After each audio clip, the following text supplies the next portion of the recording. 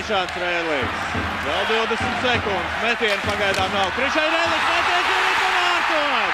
Jānis Sprugts no vārtu priekšas. Tieši tas, kas arī pietrūka iepriekšējās spēlēs, cīņu vārtu priekšā.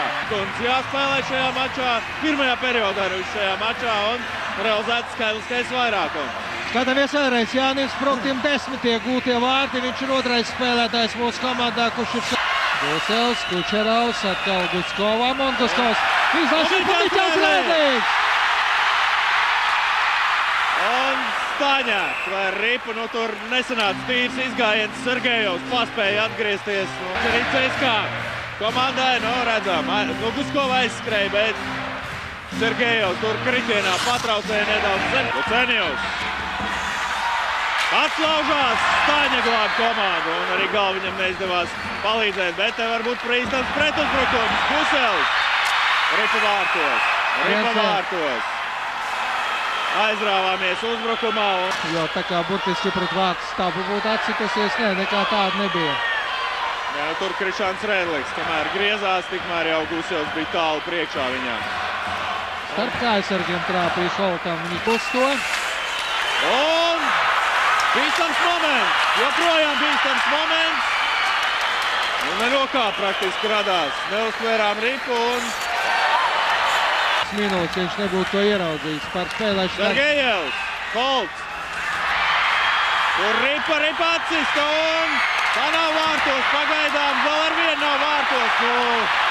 Šeit paveicās Rīgas Dinamo komandai kopējiem spēkiem, nosargājām vārtus, bet pateicoties arī saviem laukuma spēlētājiem, pa visiem kopā nosargāja vārtus, bet vēl 31 sekundes skaidriskajā mazākumā. Nu, te redzam, pirmais metiens guļās Ripas ceļā.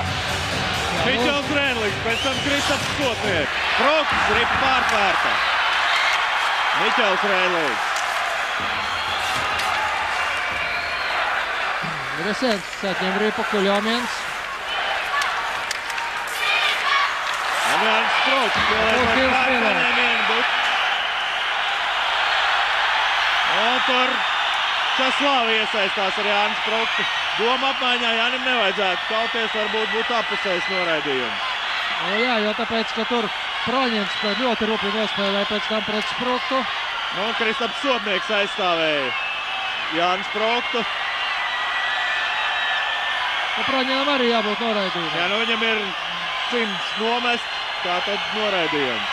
Būsim arī mazākumā, nu skatīsimies, kāda būs tiesneša lēmums. Skatāmies vēlreiz šo epizodi. Nu jā, tas ir pārkāpums. Frederiks Vargs iemetienā pret Baģukovu zaudē. Ažiganovs un Buravčikovs tāds aizsarg pāris. Un Ripa vārtos. Ažiganovs. Jaunais aizsargs Ažiganovs realizē skaidrisko vairākumu. Tā viss sirsnīgi apsveic. Katrā ziņā, jā, pirmie gūtie vārti kontinentālajā hokeja līgā.